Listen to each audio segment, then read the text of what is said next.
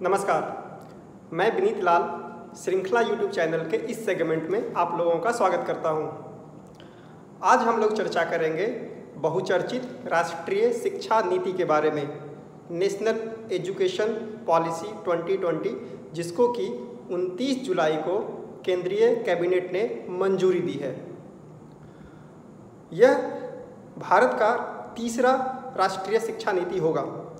सर्वप्रथम 1968 में कोठारी कमीशन के रिकमेंडेशन पे पहली राष्ट्रीय शिक्षा नीति आया था और उसके बाद 1986 में दूसरी राष्ट्रीय शिक्षा नीति आई और उसी में थोड़े बहुत परिवर्तन 1992 ईस्वी में किया गया था। और अभी 34 साल के लंबे अंतराल के बाद नई राष्ट्रीय शिक्षा नीति की घोषणा की गई है और इस पे सभी ओर चर्चा हो रहा है। तो बेसिकली ये राष्ट्रीय शिक्षा नीति क्यों लाया गया? तो राष्ट्रीय शिक्षा नीति लाने का अभी कारण ये था कि बदलते परिवेश में जिस तरीके से जो चेंजेज आ रहे थे इंटरनेशनल अफेयर्स में और सभी जगह पे भारत एक नए तरीके से जो बढ़ रहा है, तो ये बहुत ज़रूरी था कि 21वीं सदी के समानांतर 21वीं सदी से कदम मिलाकर वह छात्र चाहिए था जो कि विश्व स्तर पर भारत को एक राष्ट्रीय पहचान, भारत को एक वैश्विक परिदृश्य में एक सही स्थान पर ले जा सके। इसलिए 1986 में जिस तरीके से तत्कालीन परिस्थिति बहुत अलग था और 34 साल के इस लंबे अंतराल में परिस्थितियां बहुत सारे चेंज हुए, वर्ल्ड अफेयर्स बहुत सारे चेंज हुए, बहुत टेक्नोलॉजिकल एडवांसमेंट हो गए हैं, नए चीज़ चुनौतियां सामने आ रही हैं। तो उस चुनौतियों से सामना करने के लिए इस तरीके के राष्ट्रीय शिक्षा नीति की बहुत ज़्यादा आवश्यकता थी, जिसको अभी पूरा किया गया है। एक दो और महत्वपूर्ण बात यह है कि राष्ट्रीय शिक्षा नीति जो नेशनल एजुकेशन पॉलिसी जो है, यह बेसिकली एक फ्रेमवर्क है। यह किसी तरीके का लीगल डॉक्यूमेंट या कॉन्स्टिट्यूशनल डॉक्यूमेंट नहीं है। मतलब कि इसको लागू कब करें, किन किन बातों को, किन किन इश्यूज़ को, किन किन टॉपिक्स को सरकार कब लागू करती है, यह पूरी तरीके से सरकार पे डिपेंड करता है। अगर कोई भी चीज़ सरकार लागू नहीं कर पाती है तो उसके खिलाफ कोई भी किसी तरीके के कोर्ट में नहीं जा सकता है। जिस तरीके से 1986 के भी बहुत राष्ट्रीय शिक्षा नीति में ऐसी बहुत सारी बातें हैं जो कि लंबे समय तक में भी उसको लागू नहीं किया जा सका। तो ये बेसिकली एक फ्रेमवर्क देता है, एक दिशा निर्देश देता है कि इस तरीके से आने वाले दशकों में हम इस तरीके से शिक्षा पद्धति में बदलाव करेंगे, इस तरीके से हमारा ये शिक्षा पद्धति होगा। दूसरी बात यह है कि शिक्षा जो है, एजुकेशन जो है, वह एक कंकरेंट लिस्ट का सब्जेक्ट है। आपको पता होगा कि भारत में 3 लिस्ट हैं, स्टेट लिस्ट, यूनियन लिस्ट और कंकरेंट लिस्ट। तो कंकरेंट लिस्ट के जो सब्जेक्ट होते हैं उसमें कानून बनाने का अधिकार राज्यों के साथ साथ केंद्र सरकार की होती है। मतलब कि केंद्र सरकार भी कानून बना सकता है और राज्य भी कानून बना सकता है। तो एजुकेशन से संबंधित जो नेशनल पॉलिसी लाया गया है, इसको पूरी तरीके से लागू यह हो पाता है, कितना लागू हो पाता है, कितना यह इम्प्लीमेंट हो पाता है, बहुत ज़्यादा डिपेंड करेगा कि भारत के जो राज्य हैं वह किस तरीके से इसको एडॉप्ट करते हैं। पूरी तरीके से यह केंद्र सरकार पर जिम्मेवारी नहीं होगी। केंद्र सरकार ये फ्रेमवर्क लाने के बाद वह अलग अलग राज्यों की ये जिम्मेवारी होगी कि आने वाले वर्षों में, आने वाले दिनों में वह किन किन बातों पर ध्यान रखते हुए इसको यह लागू करती है। तो इस वीडियो में बेसिकली डिटेल रूप से चर्चा सारे बिंदुओं पे करने की कोशिश करेंगे, फैक्ट पे बात करेंगे, जो कि ministry of human resource development, अभी जिसका नाम ministry of human resource development ही है, उसके वेबसाइट पे 66 पेजेस का, 66 पेजों का एक डॉक्यूमेंट है नेशनल एजुकेशन पॉलिसी के नाम से। उसी के आधार पे, उसी में जो बिंदुओं के बारे में जो चर्चा किया गया है, विवरण दिया गया है, उसके आधार पे ही हम लोग इसमें चर्चा करेंगे। और कुछ जो चुनौतियां हैं लागू करने में, कुछ बिंदुओं को लागू करने में क्या चुनौतियां आ सकती है, उसके बारे में भी हम लोग चर्चा करेंगे। और बाद के वीडियो में अलग से कुछ स्पेसिफिक टॉपिक पे, क्योंकि नेशनल एजुकेशन पॉलिसी एक ऐसा विषय है जो कि बहुत ज़्यादा लोगों के लिए इम्पॉर्टेंट रोल प्ले करता है, सभी के लिए बहुत ही महत्वपूर्ण है, चाहे वह छात्र हो, चाहे वह गार्जियन हो, चाहे वह किसी भी तरीके के नागरिक हो, सबके लिए यह बहुत ही इम्पॉर्टेंट है। तो इसको जानना और समझना बहुत ही ज़रूरी है। तो बेसिकली नेशनल एजुकेशन पॉलिसी जो है वह 2 भागों में इसको बांटा गया है। एक है स्कूल एजुकेशन विद्यालयी शिक्षा और दूसरा हायर एजुकेशन उच्चतर शिक्षा। तो सबसे पहले बात करते हैं स्कूल एजुकेशन के बारे में। इसके पहले एक इम्पॉर्टेंट बात ये भी है कि MHRD जो पहले ministry of human resource development के नाम से जाना जाता था, मानव संसाधन विकास मंत्रालय के नाम से जाना जाता था, अब उसका नया नाम शिक्षा मंत्रालय करने की सिफारिश इसमें की गई है। शिक्षा मंत्रालय, एजुकेशन, मिनिस्ट्री ऑफ एजुकेशन करने की बात की गई है। अगर हम लोग इसमें ध्यान दें तो बेसिकली 1985 के पहले तक, स्वतंत्रता के बाद 1985 तक इस मंत्रालय का नाम शिक्षा मंत्रालय ही था, लेकिन 1985 में राजीव गांधी की सरकार ने इसको ह्यूमन रिसोर्स डेवलपमेंट मिनिस्ट्री कर दिया। इसमें बात यह है, इसमें इसके पीछे का जो मुख्य उद्देश्य कहा यह जा रहा है कि शिक्षा मंत्रालय करने से अब बेसिकली जो शिक्षा पे ज़्यादा जोर दिया जाएगा, शिक्षा और मतलब कि एजुकेशन एंड लर्निंग पे अब मुख्य फोकस होगा, ना कि ह्यूमन को एक रिसोर्स के रूप में डेवलपमेंट करने की बात की जाएगी। मतलब कि बहुत ऐसे लोग मानते हैं कि ह्यूमन को एक रिसोर्स के रूप में हम लोग नहीं कह सकते हैं, मानव एक संसाधन नहीं है, और इसलिए इसका लगातार विरोध भी हो रहा था। तो शिक्षा मंत्रालय करने की बात इसमें की गई है। तो आने वाले दिनों में हम लोग देखेंगे कि जो ministry of human resource development है वो शिक्षा मंत्रालय के नाम से जाना जाएगा। तो स्कूल एजुकेशन में कौन कौन से ऐसे महत्वपूर्ण पहलू है जो कि सभी को जानना जरूरी है, और क्या चेंजेस इसमें लाए गए हैं, आने वाले दिनों में क्या चेंजेस हो सकते हैं, उसमें बात करते हैं। तो सबसे जो इम्पॉर्टेंट बात है तो पहला बिंदु के रूप में अगर देखें तो early childhood care education ECCE के बारे में बात की गई है। हालांकि 1986 के भी पॉलिसी में इसकी बात की गई थी, लेकिन इस बार जो 2020 के जो पॉलिसी में ये बात की गई है वो बहुत ही फॉर्मलाइज्ड वे में किया गया है। फॉर्मलाइज्ड वे इसको कर दिया गया है पूरी तरीके से। मतलब कि पहले बेसिकली 6 साल से बाद स्कूली शिक्षा दी जाती थी, खास करके सरकारी विद्यालयों में। अब उसको 3 साल से देने की बात इसमें की गई है, और 6 साल से पहले मतलब कि कक्षा 1 से पहले जो प्रिपरेटरी और LKG UKG जो आप लोग जानते होंगे प्राइवेट स्कूल्स में जो पढ़ते हैं, वो अब सरकारी विद्यालयों में भी दी जाएगी। उसके अलावा अभी के लिए उसमें आंगनवाड़ी को सम्मिलित किया गया है, और आंगनवाड़ी को और मजबूत और स्ट्रेंथन करने की बात की गई है, ताकि वो इस तरीके से उसमें रिसोर्सेज हों, ताकि वह पहली कक्षा के पहले जो वहाँ पे बच्चे होंगे उनको वह सही तरीके से शिक्षित कर सकें। और ये जो इसमें जो बात की गई है अब 3 साल से लेकर स्टार्ट होगा।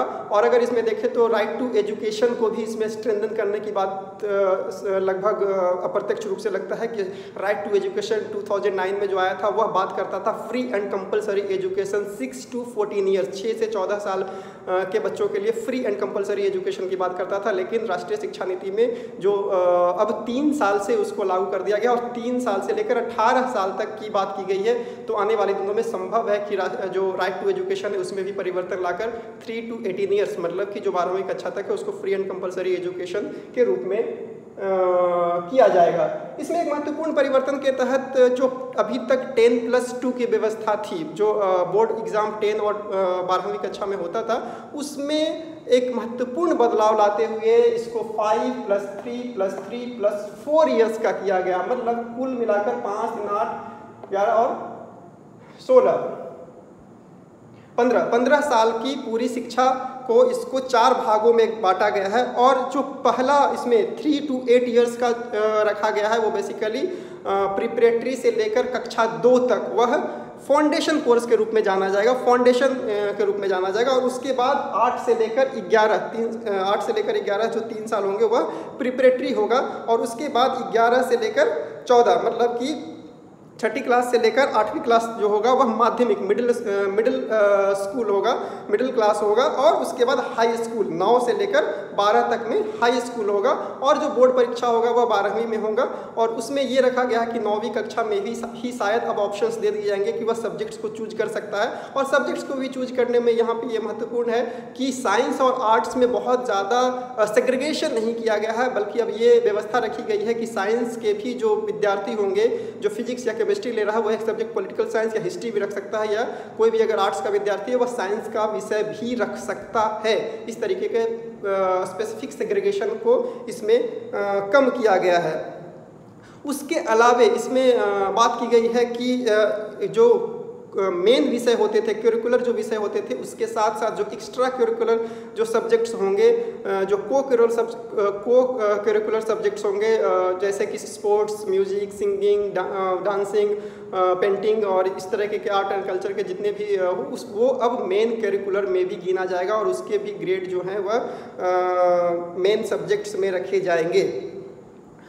दूसरी बात यह है कि इसको अगर दूसरी महत्वपूर्ण बिंदु पे आए तो ड्रॉप आउट एक बहुत बड़ी समस्या सरकार को नज़र आ रहा है और इस ड्रॉप आउट को कम करने की बात कही गई है इसमें, इस राष्ट्रीय शिक्षा नीति में कि जो विद्यार्थी जो शुरुआत में एडमिशन लेते हैं वह बाद में धीरे धीरे जाते जाते वह किसी न किसी कारण से स्कूल से बाहर हो जाते हैं और अंत में पहुंचते पहुंचते काफ़ी कम विद्यार्थी होते हैं जो कि 12वीं कक्षा पास करते हैं। तो इसमें ड्रॉप आउट को कर्टेल करने की बात की गई है और 2035 तक एक लक्ष्य रखा गया है कि 100% हम GER करें, 100% हम GER करेंगे। ग्रॉस इनरोलमेंट रेशियो जो है 100% होगा, मतलब कि 12वीं जो कि पहला कक्षा में जो विद्यार्थी एडमिशन लेता है वह 12वीं कक्षा करके निकले, ऐसी व्यवस्था करने की बात की गई है। इसमें यह भी बात रखा गया है कि अभी तक ये देखा गया था कि 6 to 7 क्लास तक के जो इनरोलमेंट रेशियो था वह लगभग 90 से 91% होता था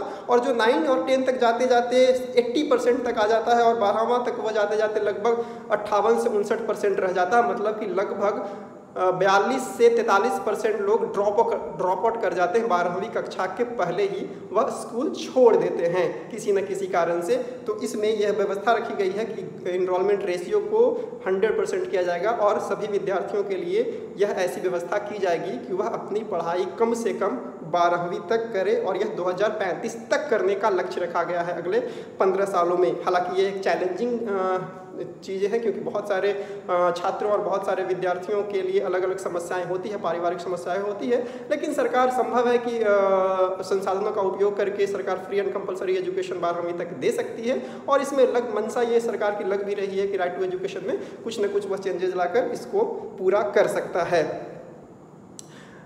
तीसरा, अगर ये बात करें महत्वपूर्ण बिंदु पे तो मीडियम ऑफ इंस्ट्रक्शन, किस भाषा में शिक्षा दी जाएगी, इसके बारे में बहुत ज़्यादा हो हंगामा चल रहा है। कहीं भी हम न्यूज़ चैनल्स और कहीं भी समाचार पत्रों में आप पढ़ रहे होंगे कि इसमें बहुत चेंजेस लाए गए हैं। तो इसमें बेसिकली क्या बात है, तो इसमें बात यह है कि सरकार ने इस डॉक्यूमेंट में बताया है कि जितने भी स्टडी और जितने भी वर्ल्ड लेवल पे ये बात देखा गया है, यह बात कि बच्चा का जो मौलिक विकास होता है, बच्चा का जो एक डेवलपमेंट होता है, आमतौर पे वह बेसिकली मदर टंग जो उसका लोकल लैंग्वेज होता है उसमें ज़्यादा अच्छे तरीके से वह सोच सकता है, ज़्यादा अच्छे तरीके से वह विकास कर सकता है और इसलिए मदर टंग और लोकल लैंग्वेज को बढ़ावा देने की बात की गई है। और केवल बढ़ावा देने की बात नहीं बल्कि इसमें स्पष्ट लिखा गया है कि कक्षा 5 तक, क्लास 5 तक स्कूल कोशिश करेगा कि वह मदर टंग में ही उसको शिक्षा दे और अगर संभव हो तो कक्षा 8 तक, क्लास 8 तक लोकल लैंग्वेज और मदर टंग में ही उसको शिक्षा दी जाए। मतलब कि अगर तमिलनाडु का बच्चा है तो वह तमिल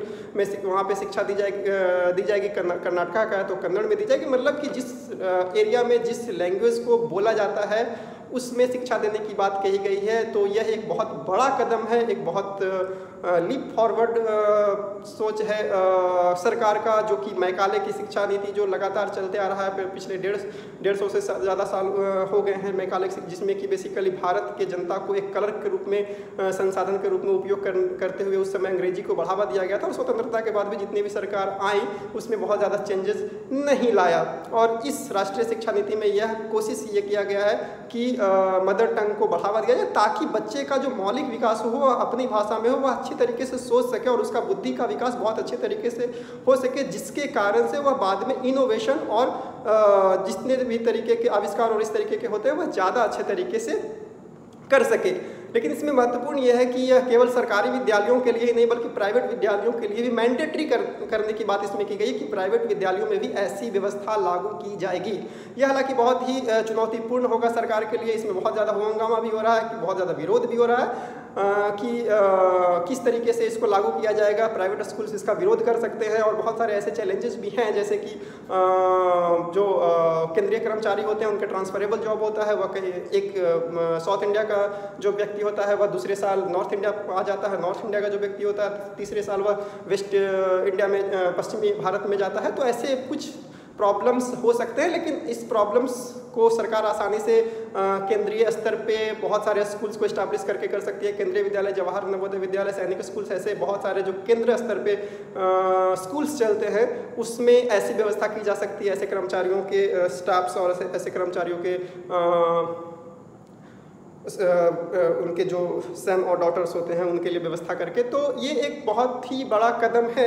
उसके अलावा इसमें त्रिभाषा फार्मूला की भी बात की गई है, इसमें 3 लैंग्वेज फार्मूला की भी बात की गई है, जो कि पहले भी बात की गई थी 1986 के भी नेशनल पॉलिसी में भी बात की गई थी कि हर एक विद्यार्थी को, बेसिकली हर एक छात्र को कम से कम 3 भाषा उसको जानना चाहिए। और इसमें प्रेफरेंस ये दिया गया है, इसमें कहा यह गया कि नॉर्थ इंडिया का जो बच्चा होगा उसको यह चाहिए कि अगर वह इसका भाषा हिंदी है तो उसको दूसरा भाषा जो है वह साउथ इंडिया का भाषा का ज्ञान होना चाहिए। और इसमें ये कहा गया है कि 3 भाषा में कम से कम 2 भारतीय भाषा का होना जरूरी है। मतलब कि अगर कोई एक भारतीय भाषा, एक हिंदी उसको रखता है तो दूसरा भाषा अगर इंग्लिश रखता है तो तीसरा भाषा वह चाइनीज़, कोरियन ये नहीं रख सकता, बल्कि भारतीय भाषा ही रख सकता है। मतलब कि 3 में से 2 भारतीय भाषा का होना जरूरी है और तीसरा भाषा इंग्लिश या कोई और भाषा हो सकता है। यह एक बहुत अच्छा कदम है, बहुत अच्छा बढ़िया बात है। और मल्टीलिंग्विज्म को बढ़ावा देने के लिए, जबकि आने वाले दिनों में बहुत ज़्यादा ज़रूरत भी है, और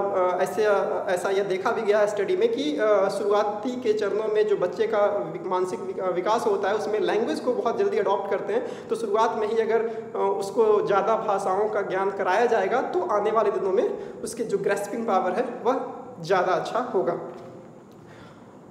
अगर आगे देखें अगले बिंदु के रूप में, तो स्कूली शिक्षा के रूप में वोकेशनलाइजेशन को बहुत ज़्यादा, वोकेशनल सब्जेक्ट्स को बढ़ावा देने की इसमें बहुत ज़्यादा बात की गई है। और सभी विद्यार्थियों के लिए मैंडेटरी रखा गया है कि क्लास 6 से क्लास 6 से उसको किसी न किसी वोकेशनल सब्जेक्ट की ट्रेनिंग दी जाए, वो चाहे पॉटरी मेकिंग हो, चाहे वह कारपेंटरिंग हो, चाहे ऐसे बहुत सारे चीज़ें हैं। और इंटर्नशिप पे भी विशेष ध्यान दिया गया है। ये कहीं ना कहीं पश्चिमी देशों से प्रभावित मुझे लगता है। पश्चिमी देशों में ऐसे बहुत पहले से चलता रहा है कि वह सेकेंडरी और उसके सेकेंडरी स्कूल और उसके पहले ही वोकेशनल ट्रेनिंग पे जोर दिया जाता है ताकि वह रोजगार परख हो और 12वीं कक्षा की शिक्षा लेने के बाद वह किसी न किसी रोजगार से जुड़ सके अगर वह आगे की पढ़ाई नहीं करता है। तो अभी की जो शिक्षा व्यवस्था है उसमें वोकेशनल ट्रेनिंग पे बहुत ज़्यादा जोर नहीं दिया जाता है, जिसके कारण से 12वीं के बाद भी बच्चे उस तरीके से स्किल्ड नहीं होते। और स्किल पे ध्यान देने के लिए बेसिकली वोकेशनल सब्जेक्ट्स पे ज़्यादा जोर दिया गया। और इसमें यह भी जोर दिया गया, स्पष्ट किया गया है कि 12वीं कक्षा पास करने पर हर एक विद्यार्थी का ऐसा होना चाहिए कि कम से कम एक वोकेशनल सब्जेक्ट्स का उसमें स्किल हो ताकि वह रोजगार आसानी से प्राप्त कर सके। 5वां जो बिंदु है उस पर अगर बात करें तो एग्ज़ाम पैटर्न को चेंज करने की बात की गई है। बेसिकली अभी अगर देखें तो रोट लर्निंग जो कि रट्टा एक व्यवस्था है भारत में, उस पर ज़्यादा फोकस रहा है। परीक्षाओं को देखें तो वो चाहे प्रतियोगिता परीक्षा हो, चाहे बोर्ड एग्जाम्स हो, चाहे यूनिवर्सिटी एग्जाम्स हो, बेसिकली रटन पद्धति अभी तक चलते आ रहा है। और उस पर उसको ख़त्म करने के लिए कोशिश इसमें किया गया है कि किस तरीके से एग्ज़ाम पैटर्न में चेंज किया जाए ताकि जो रोट लर्निंग है उसको हटाया जाए, कम किया जाए और बच्चे का जो मौलिक सोच है, मौलिक जो थिंकिंग है वह उसको ज़्यादा अच्छे तरीके से जांचा जाए। इसलिए इसमें टेस्ट में जो है उसमें एनालिसिस, क्रिटिकल थिंकिंग और कॉन्सेप्चुअल क्लैरिटी करने की बात की गई है कि इस तरीके के सवाल पूछे जाएं ताकि उसका जो जांच है वह एक बृहद तरीके से हो सके। केवल रटंत विद्या से वह बोर्ड परीक्षा पास नहीं करे और नंबर पे ध्यान नहीं दे। और बेसिकली बोर्ड एग्जाम्स को भी इसमें कम करने की बात की गई। अभी जिस तरीके से एक स्ट्रेस होता है बच्चों पे, एक पूरी तरीके से एक दबाव होता है कि बोर्ड परीक्षा में बहुत अच्छे अंक लाने हैं तभी वह आगे के एग्ज़ाम्स या आगे के परीक्षा में वह अच्छे तरीके से तैयारी कर पाता है। लेकिन अब इसमें इस पद्धति में उसको उस दबाव को कम करने की बात की गई है। और इसलिए यह कहा गया है कि अब जो बोर्ड परीक्षा होगा वह 2 बार होगा, 2 टाइम्स होगा। और 2 बार जो होगा उसमें ये पहला बार अगर किसी तरीके से किसी छात्र का एग्ज़ाम्स किसी तरीके से ख़राब होता है, वो अच्छा परफॉर्म नहीं करता है, तो उसको एक बार और मौका मिलेगा इम्प्रूवमेंट का। और दोनों मौक़ों में से जिस भी परीक्षा में उसका अच्छा अंक होगा उसमें उसको जोड़ा जाएगा। तो ये एक बहुत अच्छी बात रखी गई है कि जो स्ट्रेस लेवल है बच्चे का उसमें कम होगा, कि ऐसा नहीं है कि किसी एक विशेष दिन पर अगर वह ख़राब परफॉर्म करता है तो पूरी की पूरी जो आगे की जो उसकी शिक्षा है वह ख़राब हो जाए। जाए, इसलिए इसमें ऑप्शंस दिए गए हैं। और इसके लिए national assessment centre for school education NACSE को स्टैब्लिश करने की बात की, स्थापना करने की बात की गई है, जो समय समय पर ऐसे चीज़ों को असेसमेंट करते रहेगा। अगर इसमें ये देखा जाए तो आगे स्कूली शिक्षा में तो कॉमर्शलाइजेशन को कम करने की बात की गई है, बेसिकली फ़ी कैप करने की बात की गई। प्राइवेट स्कूल्स जो प्राइवेट स्कूल्स हैं वह कितना भी फ़ी नहीं रखे, उसके लिए भी कुछ व्यवस्था ऐसा रखा जाएगा कि सरकार वह रेगुलेटरी बॉडी या सरकार या ये जो असेसमेंट बॉडी है वह तय करेगा कि ज़्यादा से ज़्यादा अधिकतम पैसा वह कितना ले सकता है। तो फ़ी कैप करने की बात की गई, जिससे कि जो प्राइवेट इंस्टीट्यूशंस है उस पर कुछ न कुछ रेगुलेट वह हो सके। एक और इम्पॉर्टेंट ये है कि क्लस्टर ऑफ रिसोर्सेज की इसमें बात की गई है कि जो बहुत सारे स्कूल्स होते हैं और सारे स्कूल्स में सारे रिसोर्सेज को वह सरकार नहीं दे पाती है, जिसका बहुत सारे कारण होते हैं। या तो हो सकता है कि रिसोर्सेज उसके पास नहीं है, या फिर बहुत ज़्यादा जो स्कूल्स है उसमें इनरोलमेंट उतना नहीं होता है कि लेबोरेटरी, लाइब्रेरी, स्पोर्ट्स की फैसिलिटी दे। तो इसके लिए ये रखा गया है कि एक निश्चित क्षेत्र में क्लस्टर ऑफ कॉलेजेस, कुछ स्कूल्स के बीच में 4, 5, 6 स्कूल्स के बीच में एक क्लस्टर बनाया जाएगा और उसमें सारे रिसोर्सेज को रखे जाएंगे। लाइब्रेरी बनाया जाएगा, अच्छे लाइब्रेरी बनाए जाएंगे, स्पोर्ट्स फैसिलिटीज़ दिया जाएगा, और वो सभी के सभी जो इसमें दिया गया कि 5 से 6 मिल के जो अंतर्गत जो छात्र होंगे वह सभी उसमें उससे फ़ायदा उठा सकते हैं। तो ये सब एक इम्पॉर्टेंट महत्वपूर्ण बात है। और इसमें स्पेशल एजुकेशन जोन बनाने की भी बात की गई। अभी तक आप सुनते होंगे कि स्पेशल इकोनॉमिक जोन SEZ की बहुत सारी बातें अभी तक होते रहा है, लेकिन इसमें स्पेशल एजुकेशन जोन की बात कही गई है बनाने की। तो ये सब कुछ महत्वपूर्ण ऐसे बिंदु हैं। स्कूली शिक्षा से सुधार किस तरीके से आएगा आने वाले वर्षों में, उससे संबंधित कुछ महत्वपूर्ण बिंदु हैं। और अभी आगे हम देखते हैं कि हायर एजुकेशन में क्या बात किया गया है। उच्चतर शिक्षा में किस तरीके के बदलाव लाने की बात की गई है। उच्चतर शिक्षा बेसिकली हायर एजुकेशन कहा जाता है कि 12वीं कक्षा के बाद, 12th क्लास के बाद जो शिक्षा ग्रहण किया जाता है उसको हायर एजुकेशन कहते हैं। वो BA, under graduation, MA, PhD, post doctoral, जितने भी ये शिक्षा है उसको हायर एजुकेशन कहा जाता है। उसमें क्या क्या महत्वपूर्ण चेंजेज हैं उसके बारे में कुछ बिंदुओं के हम देखते हैं। तो अगर शुरुआत में पहला एक बिंदु देखें तो लार्ज मल्टी डिसिप्लिनरी यूनिवर्सिटीज़ बनाने की बात की गई है। अभी आप देखते होंगे कि भारत में लगभग 900 ऐसे यूनिवर्सिटीज़ हैं, लगभग 45,000 कॉलेजेस हैं, और बहुत सारे ऐसे हैं जो कि जिसको डीम्ड यूनिवर्सिटीज़ कहा जाता है, जो बहुत सारे ऐसे हैं जो कि इंस्टीट्यूशंस हैं। तो अलग अलग तरीके से बहुत सारे यहाँ पे इंस्टीट्यूशंस काम कर रहे हैं, लेकिन उनको अभी इस शिक्षा नीति में ये रखा गया है कि जितने भी इंस्टीट्यूशंस हैं वह लार्ज मल्टी डिसिप्लिनरी यूनिवर्सिटीज़ के रूप में उसको बदल दिया जाएगा। मतलब कि एक ही जो यूनिवर्सिटी होगा, एक ही जो इंस्टीट्यूशंस होगा, उसमें सभी तरीके के विषय की पढ़ाई हो और किसी तरीके के स्पेसिफिक इंस्टीट्यूशंस का अलग तरीके से निर्माण नहीं किया जाए, लार्ज तरीके से उसको बनाया जाएगा। बेसिकली ये पश्चिम में, अगर आप इसमें एग्जाम्पल भी दिया गया है डॉक्यूमेंट में कि आईवी लीग के तहत, जो कि अमेरिका में आईवी लीग एक बहुत फेमस है कि जिसमें 8 ऐसे वर्ल्ड क्लास यूनिवर्सिटीज़ हैं, 8, उसको आईवी लीग कहा जाता है। उस तरीके से ही कुछ इसमें कॉन्सेप्ट रखने की बात की गई है कि अलग अलग, जैसे IIT केवल टेक्नोलॉजी के लिए ध्यान नहीं के लिए वह नहीं बनेगा, IIM केवल मैनेजमेंट के लिए नहीं बनेगा, बल्कि उसको एक यूनिवर्सिटीज़ के रूप में जिसमें सभी विषयों, सभी डिपार्टमेंट, सभी फैकल्टीज़ का उसमें इस्टेब्लिश करने की बात की गई है। दूसरी तरफ कॉलेजेस जो एफिलिएशन की बात है कि भारत में देखते होंगे कि कॉलेजेस जो हैं वह किसी न किसी यूनिवर्सिटी से एफिलिएटेड होता है। एफिलिएशन को ख़त्म करने की बात की गई है और जो भी कॉलेजेस हैं उसको ग्रेडेड ऑटोनॉमी देने की बात की गई है कि उसको ऑटोनॉमी कर दिया जाएगा, ऑटोनोमस कर दिया जाएगा, उसको पूरी तरीके से स्वायत्त कर दिया जाएगा और वह खुद से फ्लरिश करे, वह खुद से अपना करिकुलम बनाए, वह खुद से अपना डिग्री को दे। इस तरीके से यूनिवर्सिटी के जो टाइट रेगुलेशंस होता है उससे वह बाहर जाए और अच्छे तरीके से परफॉर्म करे। और अगले 15 सालों में यह लक्ष्य रखा गया है कि 2035 तक जितने भी कॉलेजेस हैं, उस एफिलिएटेड कॉलेजेस हैं, उसको धीरे धीरे ग्रेडेड ऑटोनॉमी दिया जाएगा। मतलब कि जो बहुत अच्छा परफॉर्म कर रहे हैं, उससे कम परफॉर्म कर रहे हैं या बहुत ख़राब परफॉर्म कर रहे हैं, उसके हिसाब से उसमें ग्रेडिंग दिया जाएगा और उसमें किसी तरीके से अब कॉलेज का एफिलिएशन नहीं रहेगा आने वाले दिनों में। दूसरा अगर इसमें देखें तो स्कूली शिक्षा के तरह ही GER बढ़ाने की बात की गई है, मतलब कि ग्रॉस इनरोलमेंट रेशियो की बढ़ाने की बात की गई है। और एक बहुत ही एम्बिशियस एक प्लान है भारत सरकार का ये प्लान है कि आने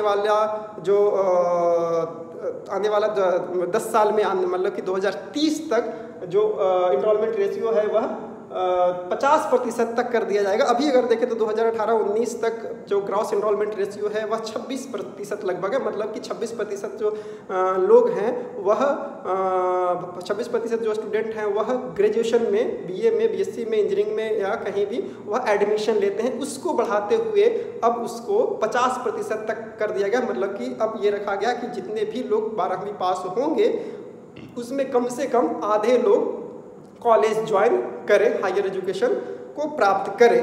ये बहुत एम्बिशियस प्लान है भारत सरकार का। और इसके लिए लगभग अगर इसको लागू किया जाएगा तो आने वाले 10 सालों में कम से कम 3.5 करोड़ नए सीटों को बनाए जाने की बात है कि कम से कम 3 से 3.5 करोड़ सीट इसमें नए ऐड करना पड़ेगा। और ये अगर होता है तो एक बहुत बड़ा कदम होगा भारत के लिए। अगर लार्ज मल्टीडिसिप्लिनरी यूनिवर्सिटीज़ की बात करें तो बेसिकली इसमें ये एक इंस्टेंस भी दिया गया है रिपोर्ट में कि जिस तरीके से बांध भट्ट ने कादम्बनी नामक अपने किताब में 64 कलाज के बारे में कहा था, 64 ऐसे आर्ट के बारे में, कला के बारे में उसने कहा था। और 64 कला में निपुण जो होता है वो बहुत ही अच्छे तरीके से का व्यक्ति और ऐसा होता है। तो इसी तरीके से basically large multidisciplinary educational institutions होंगे उसमें सभी तरीके के कलाओं, मतलब कि वह सभी तरीके के जितने भी विषय और जितने भी सब्जेक्ट्स हो वह वहाँ पे सभी पढ़ाया जाए। और उसको इस डॉक्यूमेंट में मेरू का नाम दिया गया है, मतलब कि उसको कहा गया multi disciplinary education and research university, Meru का नाम दिया गया है। और इस मेरू को multi disciplinary education and research university, जिसको ये कहा गया है कि हर डिस्ट्रिक्ट में लगभग एक मेरू बनाया जाएगा आने वाले दिनों में। तो यह एक बहुत ही एम्बिशियस प्रोजेक्ट है भारत सरकार का और यह लागू होता है तो छात्रों के लिए, विद्यार्थियों के लिए काफ़ी अच्छा होगा। अगर आगे देखें तो जो अंडर ग्रेजुएट प्रोग्राम है, जो BA, BSc, BCom और इस तरीके के इंजीनियरिंग प्रोग्राम्स हैं, उसमें आमूल चूल परिवर्तन करने की बात इसमें कही गई है कि अभी जो 3 साल डिग्री की बात है उसमें ये रखा गया है कि 3 से 4 साल का अंडर ग्रेजुएट प्रोग्राम अब होगा। लेकिन ये 3 से 4 साल का जो अंडर ग्रेजुएट प्रोग्राम होगा वह बेसिकली बेस्ड होगा मल्टीपल एग्जिट ऑप्शंस पे, मतलब कि कभी भी वह विद्यार्थी, अगर कोई भी छात्र जो होता है वह किसी भी समय वह बाहर चला जाता है, मतलब कॉलेज ड्रॉप कर जाता है, छोड़ देता है, तो वह खाली हाथ नहीं जाए, इस पद्धति में जोड़ दिया गया है। और इसमें ये रखा गया है कि 3 से 4 साल का प्रोग्राम होगा। अगर 1 साल में कोई जो छात्र है वह अगर कॉलेज छोड़ देता है तो उसको डिप्लोमा दे दिया जाएगा। हालांकि जितने भी मीडिया, जितने भी जानकार हैं इसको सर्टिफिकेट कोर्स कह रहे हैं अभी, लेकिन जो डॉक्यूमेंट में है वह उसमें डिप्लोमा वर्ड लिखा गया है। तो 1 साल तक अगर वह पढ़ता है और 1 साल के बाद वह ड्रॉप कर देता है स्कूल, कॉलेज में से वह कॉलेज को छोड़ देता है, किसी भी कारण से हो सकता है, वह रोजगार के दृष्टिकोण से हो सकता है, वह पारिवारिक दृष्टिकोण से हो सकता है, तो उसको डिप्लोमा का डिग्री दे दिया जाएगा। अभी की अगर व्यवस्था ये है, अभी की जो व्यवस्था है उसमें ये है कि 3 साल का जो डिग्री है अगर 2.5 साल में भी अगर आप छोड़ते हो तो आपको कुछ भी नहीं मिलता है, खाली हाथ वापस आपको जाना पड़ता है। अब इसी को ध्यान में रखते हुए ऐसा चेंज इसमें लाया गया है। अगर 2 साल कोई पूरा करता है अपना कॉलेज तो उसको एडवांस डिप्लोमा का डिग्री दे दिया जाएगा। 3 साल अगर वह पूरा करता है तो उसको डिग्री दे दिया जाएगा, जो अभी भी 3 साल में डिग्री दिया जाता है। लेकिन 4 साल का भी इस पर डिग्री रखा गया है, मतलब कि अगर कोई विद्यार्थी, कोई छात्र चाहता है कि हायर एजुकेशन में जाए तो वह उसे 4 साल का डिग्री करना होगा। अगर जिसे नौकरी करना है, जिसे हायर एजुकेशन में इंटरेस्ट नहीं है, जो उच्चतर शिक्षा में ऊपर नहीं जाना चाहता है, रिसर्च में नहीं जाना चाहता है, तो वह 3 साल का डिग्री ले सकता है। वह अभी की व्यवस्था के तहत ही रहेगा। लेकिन जो हायर एजुकेशन में जाना चाहता है उसको 4 साल का डिग्री लेना होगा, जिसे एक रिसर्च डिग्री भी कहा जाएगा। इसमें ये इम्पॉर्टेंट ये है कि इस मल्टीपल एग्जिट प्लान ऑप्शंस इसमें रखा गया है। और अगर कोई विद्यार्थी, कोई छात्र जो है वह किसी भी वक्त छोड़ता है और वह कुछ जो ग्रेड्स है वह एक्वायर करके रखता है, उसके लिए एकेडमिक बैंक ऑफ क्रेडिट को बनाए जाने की बात की गई है। एकेडमिक बैंक ऑफ क्रेडिट बनाने की बात की गई है, जिसमें कि अगर 1 साल के बाद वह जितना क्रेडिट अर्न करता है, मान लीजिए 10 क्रेडिट कोई विद्यार्थी अर्न करता है, तो वह 10 क्रेडिट वह एकेडमिक बैंक ऑफ क्रेडिट में जमा होगा। और वह अगर छोड़ के चला जाता है और कुछ सालों के बाद, 2 साल के बाद, 3 साल के बाद, 4 साल के बाद, 5 साल के बाद वह वापस आ सकता है कॉलेज में और वह 10 एकेडमिक उसका जो ग्रेड होगा वह उसमें जमा होगा। और बाकी के अगर ग्रेजुएट किसी भी कॉलेज में ग्रेजुएशन के लिए मान ले जाए 30 एकेडमिक ग्रेड की ज़रूरत है, तो उसको बाकी के केवल 20 ही एकेडमिक ग्रेड को पूरा करना होगा। 10 उसके पहले से ही जमा है। यह भी इसमें निश्चित तय नहीं किया गया है कि निश्चित सीमा कितना रखा जाए, कि वह इंस्टीट्यूशंस तय करेगी बाद में कि एक जो विद्यार्थी है अगर वह कॉलेज छोड़ता है तो कितने लंबे समय के बाद वह रिटर्न करके अपनी डिग्री को पूरा कर सकता है। तो यह एक बहुत महत्वपूर्ण बदलाव है। इसमें लाने की कोशिश की गई है कि किसी कारणवश उस समय अगर विद्यार्थी कॉलेज छोड़ता है तो आने बाद में भी 3 साल के बाद, 4 साल के बाद, 5 साल के बाद, 8 साल के बाद वह वापस आकर अपने डिग्री को पूरा कर सकता है और पहले किया हुआ समय भी उसका अब नष्ट नहीं होगा। इसके अलावा अगर बात करें तो इसमें आगे की बात करें तो ग्रेजुएशन के बाद एमए की डिग्री जो है उसमें अब 2 तरह का कर दिया गया है। मास्टर्स जो प्रोग्राम है, मतलब कि जो 4 साल की डिग्री करने के बाद मास्टर्स करेगा उसके लिए 1 साल का मास्टर्स, जो 3 साल के बाद डिग्री के बाद अगर वो मास्टर्स करता है, 3 साल डिग्री लेने के बाद अगर वो मास्टर्स करता है तो वह 2 साल का मास्टर्स उसको करना होगा। और इसमें यह भी रखा गया है कि इंटीग्रेटेड मास्टर्स का प्रोग्राम भी 5 साल का लागू किया जा सकता है इंस्टीट्यूशंस के द्वारा। दूसरी तरफ रिसर्च के फील्ड में अगर देखें तो रिसर्च फील्ड में एक एमफिल की डिग्री होती थी, मास्टर ऑफ फिलॉसफी की डिग्री होती थी, उसको डिसकंटिन्यू कर दिया गया है। उसको अब ये रखा गया है कि एमफिल की डिग्री अब इंस्टीट्यूशंस नहीं देंगे। मतलब कि अब मास्टर्स के बाद ही जो विद्यार्थी होगा, जो छात्र होंगे, छात्राएँ होंगी, वह डायरेक्ट पीएचडी में इनरोलमेंट ले सकते हैं। जो एमफिल की डिग्री है वो बेसिकली पहले भी भारत में ऐसी नहीं थी। कुछ 70s और 80s में एमफिल का डिग्री इसमें इंट्रोड्यूस किया गया था, खास करके जेएनयू जैसे यूनिवर्सिटीज़ में, जिसको पहले प्री पीएचडी भी कहा जाता था। अगर वेस्टर्न कंट्रीज़ में, अमेरिका ऐसे ऐसे देशों में देखें तो एमफिल की डिग्री नहीं थी। बेसिकली एमफिल का डिग्री जो ऐसा होता था कि मास्टर्स के और पीएचडी के बीच में एक ब्रिज का काम करता था, जिसमें कि कुछ न कुछ ऐसे रिसर्च चीज़ों को सिखाया जाता था ताकि वह पीएचडी के लिए तैयार हो सके। क्योंकि जो पहले के मास्टर्स प्रोग्राम था उसमें रिसर्च पे बहुत ज़्यादा ध्यान नहीं दिया जा रहा था, लेकिन इस पॉलिसी में, इस जो पद्धति में ग्रेजुएशन में ही, ग्रेजुएशन से ही रिसर्च पे जोर दिया जा रहा है। और चौथे साल अगर कोई 4 साल का जो ग्रेजुएशन करता है तो चौथे साल में पूरी तरीके से वह रिसर्च बेस्ड होगा और फिर मास्टर्स 1 साल के वह करने के बाद वह डायरेक्ट पीएचडी में जा सकता है। मतलब कि पहले ही उसको एक रिसर्चर के रूप में तैयार कर दिया जाएगा मास्टर्स तक, ताकि वह पीएचडी ठीक तरीके से कर सके।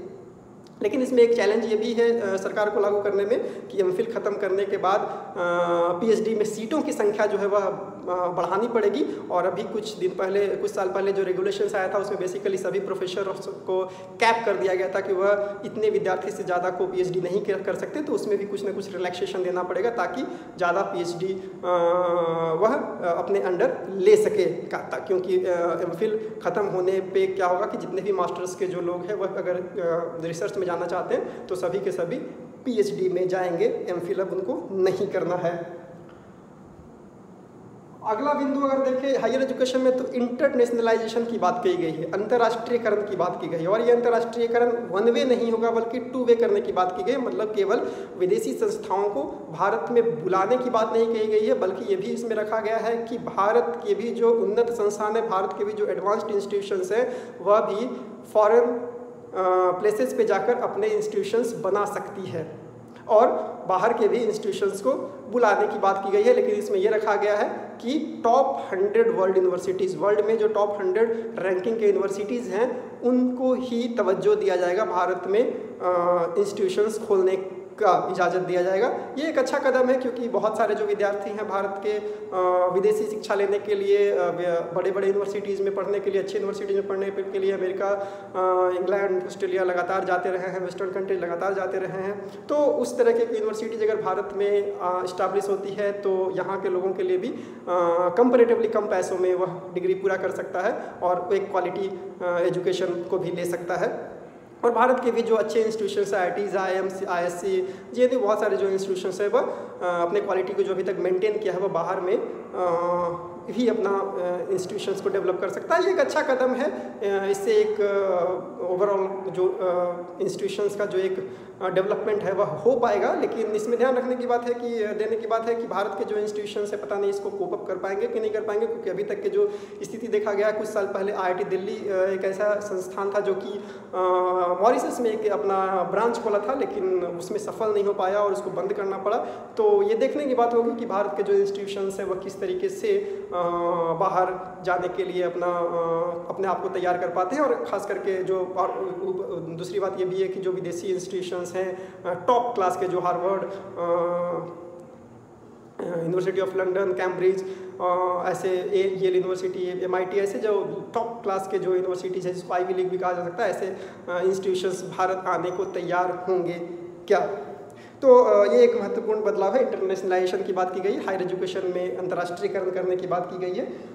दूसरी तरफ फिनेंशियल सपोर्ट का भी इसमें विशेष ध्यान रखा गया है। खास करके वैसे छात्र जो कि किसी कारण से अपने आर्थिक स्थिति के कारण पढ़ाई नहीं कर पाएँ तो उसके लिए विशेष व्यवस्था रखा गया। और इसमें नेशनल स्कॉलरशिप पोर्टल बनाने की बात की गई है कि जो सोशियो इकोनॉमिक जो अंडर प्रिविलेज्ड जो बच्चे हैं उनके लिए यह काम करेगा। और प्राइवेट हायर एजुकेशन इंस्टीट्यूशंस को भी यह इसमें हिदायत दी गई है कि वह भी कम से कम अपने 50%, कम से कम अपने आधे बच्चों के लिए कोई ना कोई स्कॉलरशिप का प्रबंध जरूर करेगा, जो कि 25% से लेकर 100% स्कॉलरशिप होगा। तो सरकारी संस्थाओं में तो सरकार यह फिनेंशियल सपोर्ट अपने स्कॉलरशिप फेलोशिप के माध्यम से देगी ही, लेकिन प्राइवेट इंस्टीट्यूशंस जो भी भारत में काम करेगा उसके लिए भी यह ऐसा रखा गया है, जो कि एक अच्छा कदम कहा जा सकता है। दूसरी तरफ एक बहुत ही इम्पॉर्टेंट कदम उठाते हुए नेशनल रिसर्च फाउंडेशन बनाने की बात कही गई है। नेशनल रिसर्च फाउंडेशन बेसिकली शोध को बढ़ावा देने के लिए किस तरीके से फंड करेगी, किस तरीके से असिस्टेंस देगी, उस पे काम करेगा।